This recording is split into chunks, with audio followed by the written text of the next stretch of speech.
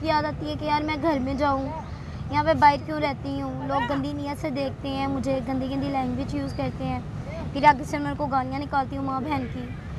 ठीक है, कुछ लोग तो इस तरह के बेशर्म हैं कि वो समझे गंदी औरत है, बाहर रहती है, तो उनकी नज़र में तो यही लगता है मैं गंदी हूँ, पर मुझे पता है और मेरे अल्लाह को पता है कि मैं साफ़ हूँ। देख लें, मज़ा आप पूरा ले रहे हैं भाई साहब, चस्का पूरा ले रहे हैं कि औरत के साथ क्या बातें कर रहा है, लेकिन मदद करने के लिए आप तैयार। ज़ोया, क्या अरमान है, मेरे नाज़रीन को बताएं। मेरे बहुत ख्वाब थे पर अब टूट गए हुए हैं। देखिए, बातें कितनी कर रहे हैं ये भी, लेकिन इस शख्स की जेब में भी एक 100 रुपया नहीं है कि ये इस गरीब की मदद कर सके। नहीं, इसमें हंसने वाली बात नहीं है, बेशर्मी की बात है कि एक जवान बेटी है हमारी और हम यहाँ सब बेहिस हो चुके हैं। पहले मैं चाहती थी कि यार मैं जॉब करूँ पोलर में, अच्छी सी कॉलेज पढ़ूँ लिखूँ, पर अब सब कुछ पार्क में रह के किस तरह ख्वाब पूरे होते हैं बताओ तुम। ताज़ा तरीन अपलोड्स की नोटिफिकेशन हासिल करने के लिए हमारे चैनल को सब्सक्राइब करें और साथ में दिए गए घंटी के निशान को दबाना ना भूलें। अस्सलाम वालेकुम नाज़रीन, आपका मेज़बान रहमान चौधरी आप सब लोगों की खिदमत में हाजिर है। मेरे साथ आज हवा की बेटी ज़ोया मौजूद हैं, जो पिछले 10 साल से लाहौर के मशहूर इलाका लिबर्टी के पास इस पार्क में ही सोती हैं, रहती हैं, खाती हैं, पीती हैं और इसी तरीके से अपनी ज़िंदगी को गुजार रही हैं। क्या ज़ोया की जो उम्र थी गुड़िया से खेलने वाली, वो इस पार्क में आकर यहाँ लोगों की गालियाँ, बदनज़रियाँ उनके साथ उलझने पड़ी? आखिर इसके पीछे वजूहात क्या हैं? आइए जानते हैं ज़ोया की कहानी, ज़ोया की ज़ुबानी। ज़ोया, ये बताइए कि कौन सी ऐसी मजबूरियाँ थीं जो आपको घर से पार्क तक ले आईं? मेरी वालदा मेरे पे जुल्म करती थी, वालिद साहब भी जुल्म करते थे। वालिद साहब के फ़ौत होने के बाद वालदा थी, वो जुल्म करती थी, यानी कि गलत मशवरे देती थी कि इस तरह ये गलत काम कर लो, ये तो भीख मांग लो। मैंने कहा मुझे दोनों काम नहीं करने, तो मेरी वालदा ने फिर मेरे यहाँ से बाजू तोड़ दी थी कि भीख मांग लो। माँ ने तोड़ दी? जी, तो वालिद साहब भी साथ ही थे, उन्होंने, मैंने कहा ठीक है आपकी मर्ज़ी, आपने रखना है रखो, नहीं रखना तो ना रखो। एक तो महीना 2 महीने उन्होंने संगल बांधी रख करके मान जाएगी, फिर भी नहीं, मैं नहीं मानी, तो उन्होंने फिर मेरे पे जुल्म करना शुरू कर दिया। जब जुल्म करना शुरू किया तो मुझे फिर घर से उन्होंने निकाल दिया। घर से जब निकाला वालदा ने, तो मैंने कहा अगर आप अब चाहती हैं मैं घर पे ना रहूं तो फिर वो आपकी मर्ज़ी है, ठीक है। अगर मैं बाहर भी रह लूँगी, मैं 10 साल से यहीं पे रह रही हूँ, यहीं पे खाती हूँ, यहीं पे सोती हूँ। तो कभी उनको ख्याल नहीं आया कि हम अपनी बेटी को जाकर देख लें? अब माशाल्लाह आप जवान हैं, मतलब कि कोई रिश्तेदार, बहन भाई, किसी के दिल में कोई इंसानियत नहीं जागी आपके पास आने की? कभी आए ही नहीं है। मेरे ताया अबू फौत हुए हैं, वो नहीं आए। मैं गई थी अपने घर, मेरी वालदा ने कहा नेक्स्ट टाइम तुमने यहाँ पे नहीं आना, हम तुम्हारे लिए मर गए और तुम हमारे लिए मर गई हो। मैंने कहा किस लिए? कहती तुम मेरा कहना नहीं मानती। मैंने कहा जो तुम कहना कहती हो वो मैं कभी भी नहीं मानूंगी, मरते दम की कहना। 10 साल यहाँ गुजारे हैं, हालात व वाक़यात मेरे नाज़रीन को बताइए कि गर्मी, सर्दी, बारिश, तूफ़ान, बर्फ़, हर चीज़ आप यहाँ बर्दाश्त करती रही, कैसे करती रही हैं? ये शीट जो नीचे बिछाई हुई है इसके, वो ऊपर ले लेती हूँ, फिर ज़्यादा नीचे ले लेती हूँ। तो जब बारिश आती है फिर क्या करती हैं? गर्मी बहुत ज़्यादा हो जाती है, फिर क्या करती हैं? फिर वो कहीं दरख्त की छाँव के नीचे, यहाँ पे छाँव होती है, वो सो जाती हूँ। जब धूप होती है तो नहीं सोती। तो 10 सालों में कोई ऐसा लम्हा आया हो ज़िंदगी में कि जिस वक्त खुद से बहुत नफ़रत हो गई हो? आती हैं, क्योंकि जब वालदा की यानी घर की याद आती है कि यार मैं घर में जाऊँ, यहाँ पे बाहर क्यों रहती हूँ। लोग गंदी नीयत से देखते हैं मुझे, गंदी गंदी लैंग्वेज यूज़ करते हैं, फिर आगे से मेरे को गालियाँ निकालती हूँ माँ बहन की। ठीक है, कुछ लोग तो इस तरह के बेशर्म हैं कि वो समझे गंदी औरत है, बाहर रहती है, तो उनकी नज़र में तो यही लगता है मैं गंदी हूँ, पर मुझे पता है और मेरे अल्लाह को पता है कि मैं साफ़ हूँ। अच्छा, ये बताएं कि खाने पीने का सिस्टम कैसे करती हैं? रोटी कैसे खाती हैं? कोई अपनी ज़रूरियात, कपड़े वगैरह, वॉशरूम करने जाना वो बड़ा एक मसला होता है, तो वॉशरूम करने कैसे जाती हैं? मैं यहाँ पे वो है मस्जिद का वॉशरूम, मैं वहाँ पे चल जाती हूँ नहाने, यानी कि कपड़े वगैरह लेके। तो वहाँ मस्जिद वाले तो नहीं कुछ कहते? नहीं, वो सही है। अगर बदतमीजी कोई करे तो हाथ हैं, किस लिए दिए अल्लाह ने? चपेड़े मारने के लिए दिए हैं लोगों को। अच्छा ज़ोया, ये बताएं कि खाना वगैरह कैसे खाती हैं? नाश्ता, दोपहर की रोटी, रात की रोटी? वो जब पैसे हों, किसी सहेली के पास चली गई, उसके दर्रे वगैरह किए कि यार मुझे खाना खाना है, भूख लगी है, पैसे दे दो, ठीक है। अगर उन्होंने दे दिए तो ठीक है, अगर ना दिए तो फिर भूखे सही। कितनी रातें भूख से गुजारी हैं? काफ़ी। जब मैं पहले दिन नई आई थी, मुझे दुनियादारी का नहीं पता था, अब पुलिस वाले भी गंदी नीयत से देखते थे। एक दफ़ा तो पुलिस वालों ने पकड़ के मुझे दायरे में पकड़वा दिया, फिर एंड पे मेरी सहेली निकलवा के लाई वहाँ से मुझे, मेरी बहन बन के। तो फिर उसके बाद मैं जब भी वापस आई मैंने पुलिस वाले से डरने शुरू हो गई। एंड पे पुलिस वाले से भी डर हट गया, गालियाँ निकालनी कि औरत आती है हाथ नहीं उठा सकते, अगर इनके पास शपैन होगी तो ये हाथ उठा सकते हैं वरना नहीं। तो फिर मैंने आराम से ज़िंदगी जीना शुरू की कि जब देखा कि यार हर एक औरत मर्द के मुंह पर चपेट भी मार सकती है, ठीक है, तो इस चीज़ का मुझे क्यों नहीं हक होगा? क्या मैं फुटपाथ पे रहती हूँ इसीलिए शायद होगा, जब दुनियादारी देखी है इसीलिए। ईद आती है, शबरात आती है, कोई खुशियों का दिन आता है, आपका नहीं दिल करता आप हाथ पे मेहंदी वगैरह लगाएं, ईद मनाएं? वो तो घर वालों के साथ करता है, बाहर अकेली को किस तरह करता है? इंसान को दिल को करता है किसी का? आप बताएं खुद। ये जो लोग हैं इर्द गिर्द के, ये आपको क्या करते हैं इधर, आपके साथ कैसा सलूक करते हैं? जितने भी इर्द गिर्द के लोग हैं, अकेली लड़की देखकर रात के टाइम आप सोई हैं, अक्सर आपको कोई डिस्टर्ब करते होंगे कि यहाँ कोई तंग नहीं करता? यहाँ पे तो कोई नहीं करता, अगर कोई करे भी तो हाथ हैं चुपेड़े मारने के लिए। जब कोई डंडा पकड़ के मुंह गरा तोड़ दो उनका, दूसरी तरफ पास नहीं आएंगे सोए हुए। कितना आपको लोगों ने यहाँ तंग किया है इस वक्त? 10 सालों में लोग होते हैं, आते हैं गंदा माइंड लेके, आगे से माँ बहन की गालियाँ निकालो, दूसरी तरफ वो आते ही नहीं है। तो क्या पैसों वगैरह की ऑफ़र करते हैं, नौकरी वगैरह की? क्या आपकी किस मजबूरी को ख़रीदना चाहते हैं ये लोग? पहले एक आया था अंकल मेरे पास, कहता ये लो, ईद की चांद रात थी, बकरा ईद की, मुझे कहता है ये लो पैसे। मैंने कहा दफ़ा हो यहाँ से, चुपेड़े खाएगा बगैरत इंसान। पहले मेरे पास था कपड़ों का तोड़ा जिसमें मैंने कपड़े रखे थे, तो वो भी अब चोरी हो गया, अब यही पहनने पड़ रहे हैं। यानी कि आपके कपड़ों का जो तोड़ा था वो भी चोरी हो गया रात से। तो कभी दिल में ख्याल नहीं आया कि मैं कोई कामकाज कर लूँ, वहीं मुझे कोई रिहाइश वगैरह मिल जाए, मैं इस जंगल से निकल जाऊँ? मेरा आईडी कार्ड नहीं है, मेरे आईडी कार्ड मेरी वालदा ने मुझे बना के नहीं दे रही, तो उसके बाद मैं यहीं पे रहती हूँ, यहीं पे सोती हूँ बस। अच्छा ये बात बताएं कि 10 साल पहले आप इससे मासूम सी होंगी, छोटी सी होंगी, खैर अभी भी आप मासूम हैं, गुड़िया से खेलने को दिल करता है बच्चियों का, हैं? उनके 100 प्लान होते हैं, 100 उनके अरमान होते हैं। कभी नहीं ख्याल आया कि गुड़िया से खेलूं, गुड्डे गुड्डी की शादी कराऊं? कभी ऐसी चीज़ों को खिलौनों का ख्याल नहीं आया? क्योंकि बचपन से बाई रही हूँ तो इसीलिए आदत ही नहीं हुई कभी। माँ बाप से मिलने की हसरत है अभी भी कोई? नहीं, अब तो बिल्कुल ही नहीं है शायद। तो क्या कोई शादी का भी प्लान आप करेंगी? कोई सोचा कभी कि मेरी भी शादी हो, मैं अगले घर चली जाऊं? इसके बारे में भी कभी आपने सोचा?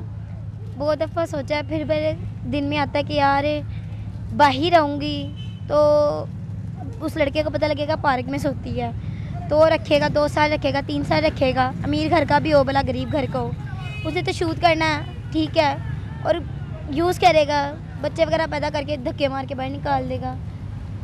अच्छा, आपको इन बातों का भी पता है? जी, क्योंकि मेरी फ्रेंड थी यहाँ पे ही रहती थी मेरे साथ ही गोल चक्कर पे मेन मार्केट में, तो उसके भी इसने शादी भी की थी, उसके हस्बैंड ने इसको यूज़ वगैरह करके छोड़ दिया क्योंकि वो पार्क में रहने वाली थी। 20 साल आपकी उम्र है और पिछले 10 सालों में लड़की तो खैर, यहाँ लोग जो पाकिस्तान के हालात हैं, माओ बहनों की इज़्ज़त भी बहुत करने वाले हैं, लेकिन फिर भी वो कहते हैं कि अकेली औरत जो है वो खुली हुई तिजोरी की तरह होती है। तो यहाँ कभी आपको किसी ने ऑफ़र नहीं करवाई क्या वो जिस्म फरोशी का काम करो और बड़ा अच्छा काम है, पैसे भी मिलेंगे, जब पैसे आ जाएगा तो इज़्ज़त भी लोग करनी शुरू हो जाएंगे? आते हैं कुछ लोग कि एक दफ़ा एक लड़का आया था, कहता पैसे ले लो मेरे साथ चलो। मैंने आगे से इसको कहा तुम्हारे घर में माँ बहन नहीं है, इतने बगैर तो ठीक है। फिर लोग बहुत गंदे माइंड के हैं, क्या पता। इतनी बहादुरी जोया में आई कैसे है? बाहर दुनियादारी देख के। कैसी बच्चियां भी होती हैं कि जिनके माँ बाप उनसे नफरत करते हैं, पैदा करने के बाद छोड़ देते हैं और वो तने तनहा अपनी ज़िंदगी के सारे फ़ैसले खुद करती हैं और इसी तरीके से पार्कों में आकर रह रही हैं। खुदारा कुछ खौफ कीजिए, अगर अल्लाह ने आपको रहमतें दी हैं तो उनकी कदर कीजिए। जोया क्या अरमान है, मेरे नाज़रीन को बताएं। मेरे बहुत ख्वाब थे पर अब टूट गए हुए हैं। सारे ख्वाब टूट गए? पहले मैं चाहती थी कि यार मैं जॉब करूं पोलर में, अच्छी सी कॉलेज पढ़ूं लिखूं, पर अब सब कुछ पार्क में रह के किस तरह ख्वाब पूरे होते हैं बताओ तो। कभी किसी सियासी बंदे ने भी आपसे रब्ता करने की कोशिश नहीं की कि हम इसकी हेल्प करते हैं? इमरान खान साहब ने सास प्रोग्राम भी खोला, रिहाइश भी दी, खाना पीना भी दिया, किसी बंदे ने या किसी NGO ने आपसे रब्ता नहीं किया कभी? मैं दारुल अमान में गई थी, मेरे वहाँ पे ये हालात हुए थे। ओह हो, ये दारुल अमान के हालात हैं? जी। दारुल अमान में तो कहते हैं कि लड़कियों की बड़ी इज्जत की जाती है, बड़ी प्रोटेक्शन। कराची में मैं दारुल अमान में सबसे पाकिस्तान का बड़ा कराची का दायरा है, मैं वहाँ पे रह के आ चुकी हूँ और वहाँ पे ये हालत होती है। एक मिनट खैर, अक्सर हमने टीवी शोज में भी सुना है कि दारुल अमान में लड़कियों को बेचा जाता है। यहाँ पे ये कुछ होता है। ये दारुल अमान वालों ने जी। किया? मैं वहाँ पे मुझे दवाइयाँ खिलाते थे ओलिंजिया से मैं सोई रहती थी। एंड पे उन्होंने मुझे सरनेस कैमेडीन पे लगा दिया, मेरी आंखें यूँ चढ़ी रहनी, नीचे नहीं आती थी। मैंने जाके सिस्टरों को कहना कैमेडीन दे दो, उन्होंने आगे से कैमेडीन लेनी, चपेड़े मारनी, मुँह पे तड़े कर करके उनसे कैमेडीन लेनी, फिर एंड पे उन्होंने मुझे कैमेडीन देनी, फिर मेरी आंखें नीचे आनी, फिर मैंने खाना खाना। वरना दोपहर को सुबह का नाश्ते किया, दोपहर को ना शाम को खाना नहीं खा सकते थे। तो इतना नशा करवाने की उनकी वजूहत क्या थी? कि पागल होंगे, मीडिया वाले आएंगे, पुलिस वाले आएंगे, पैसे लेके जाएंगे। अच्छा, वो भी कमाई करते हैं। अच्छा, ये इसका मतलब है कि ये बातें ठीक है कि दारुल अमान में जो लड़कियों का धंधा होता है, बेची जाती हैं, उनकी मजबूरियों का फ़ायदा उठाया जाए, हकीकत है? क्योंकि बचपन में वहाँ पे जो लड़की झूले में आती है ना, उसकी शादी की जाती है, और उसकी शादी इसीलिए की जाती है क्योंकि उसको भागने का रास्ता नहीं होता। उसको पता है कि मैं कहाँ पे जाऊँगी, यहाँ पे आना है, यहीं पे मरना है। और वहीं पे वो औरतें दोबारा शादी करके 2 साल 10 साल बाद वहीं पे आ जाती हैं, बच्चे पैदा करके वहीं पे रहने शुरू हो जाती हैं। नाज़रीन, पाकिस्तान की बेटी हव्वा की बेटी जोया की कहानी आप लोग सुन रहे हैं, और हम लोग इतने बेहिस, अगर मैं कहूँ कि शायद हमारा ज़मीर मर चुका है, उसकी कोई इंतहा नहीं। इस वक्त इस कैमरों के पीछे काफ़ी लोग खड़े हैं और ये तमाशा देख रहे हैं। मैं चाहूँगा मैं उनसे भी पूछूँ, ये बेटी हमारी यहाँ पिछले 10 साल से रह रही है, आप यहीं रहते हैं? नहीं, मैं तो मियां मीर कॉलोनी में। कहीं और कॉलोनी से हैं? क्या इसकी हेल्प करनी चाहिए हमें कि नहीं करनी चाहिए? क्या आपके जहन में इसकी क्या हेल्प आती है? मुझे तो कोई नहीं। आपको कोई पता नहीं है? देख लें, मज़ा आप पूरा ले रहे हैं भाई साहब, चस्का आप पूरा ले रहे हैं कि औरत के साथ क्या बातें कर रहा है, लेकिन मदद करने के लिए आप तैयार नहीं। मैं आपसे भी पूछना चाहूँगा सर, बताइएगा कि हमारी भी जवान बेटियाँ, माएँ बहनें इस तरह अगर हों तो हमारे दिल के ऊपर क्या छुरियाँ तलवारें चलें, आपके जहन में क्या ख्याल आता है कि इसकी किस तरीके से मदद की जा सकती है? जाए इसको, और क्या कर? हाँ जी, तो फंसिया जाए, कोनो किसको मकान दिया जाए, शादी की जाए इसकी। आपको अगर आपके अल्लाह ताला अगर साहिब इस्तात करे किसी गरीब की मदद करने की, आप इस बेटी की कैसे मदद करेंगे? जरूर करेंगे वो। लेकिन देख लें, हम तमाशा देख रहे हैं, अभी हम कर कुछ नहीं रहे। ये भी ये सब लोग, ये व्यूवर्स, अगर मैं कैमरामैन को कहूँ कि ये सब लोग देखेंगे इस वक्त, भाई क्या कहना चाहेंगे यार इस लड़की के बारे में, हमारे मर्दों के बारे में क्या कहना चाहेंगे? वो देखेंगे पिछले 10 साल से यहाँ रह रही है, यहाँ सारा एरिया कोठियों का है, बंगलों का है, यहाँ अमीर तरीन लोग हैं, गाड़ियों पर आते हैं, लेकिन कोई इसका हाल चाल नहीं पूछता। क्या रोशनी डालना चाहेंगे? क्या हम बेहिस हो चुके हैं, मर चुके हैं हमारे ज़मीर, हम इतने दरिंदे हो चुके हैं कि हम अपनी बेटियों को इस तरीके से बेयारो मददगार छोड़ देंगे? जी, आपकी मैंने स्टोरी देखी। आप पहले तो आपको मैं खराज तहसीन पेश करता हूँ कि आपने इसके बारे में इनिशिएटिव लिया और इस मासूम जो बच्ची है इसकी आप आवाज़ बने। और मैं लास्ट पे ये कहना चाहूँगा कि बिल्कुल हमारे इदारों को सोचना चाहिए, जिस तरह आपने बात की है जी, जिस तरह आपने बात की है कि इस मासूम बच्ची के जिस तरह वो कह रही है कि दारुल अमान में गई हूँ, उसमें ज़्यादती हुई है उसके साथ, तो जो हमारे इदारे हैं जहाँ पर हम समझते हैं कि तहफ़्फ़ुज़ फराहम किया जाता है और वहाँ पर इस तरह के काम होंगे। आप पढ़े लिखे हैं? जी जी, अल्हम्दुलिल्लाह पढ़े। देखिए बातें कितनी कर रहे हैं ये भी, लेकिन इस शख्स की जेब में भी 100 रुपया नहीं है कि ये इस गरीब की मदद कर सके। मैंने कर दी। हाँ, नहीं, इसमें हंसने वाली बात नहीं है, बेशर्मी की बात है कि एक जवान बेटी है हमारी और हम यहाँ सब बेहिस हो चुके हैं। भाई इस वक्त ये अपने होशो आवाज़ खो बैठे हैं। मेरे पास एक और भाई साहब हैं, मैं इनसे भी जानना चाहूँगा कि ये क्या कहना चाहेंगे। माशाल्लाह इनकी भी हाइट देखें, इससे 6 फुट इनकी हाइट है। और हमारे इस वक्त पाकिस्तान में इसी तरीके के जो मर्द हैं, जवान हैं, यूथ हैं, इमरान खान इनके ऊपर लड़ते हैं कि हमारी यूथ ने सब कुछ करना है। क्या कहना चाहेंगे भाई? हमें शर्म आती है कि हमारी बेटी इस वक्त 10 साल से पिछले पार्क में है, कोई इदारा, कोई पुलिस, कोई दारुल अमान, कोई सियासी बंदा इसकी खैर खबर लेने वाला नहीं है। फर्स्ट ऑफ ऑल आप आइडिया लगा सकते हैं, ये बेचारी इधर सोती है, हज़ारों लोग गुजरने वाले हैं और सैकड़ों लोग इधर खड़े हुए। भाई ये तशरीह मैं कर रहा हूँ, आप अपनी बताएं कि आप क्या करेंगे। मुझे मिलाकर मैं कुछ नहीं करना चाहता और मैं ये दिखलावा नहीं करना चाहता हूँ। अगर ये मैं कर रहा हूँ तो मैं लोगों को मैसेज दे रहा हूँ कि अगर आप लोग भी इतना 100-50 समझ के इनके साथ कुछ कर लेंगे तो आपकी शान में नहीं। आपको लगता है कि 100-50 से तो ये फकीर बन जाएगी ना भाई?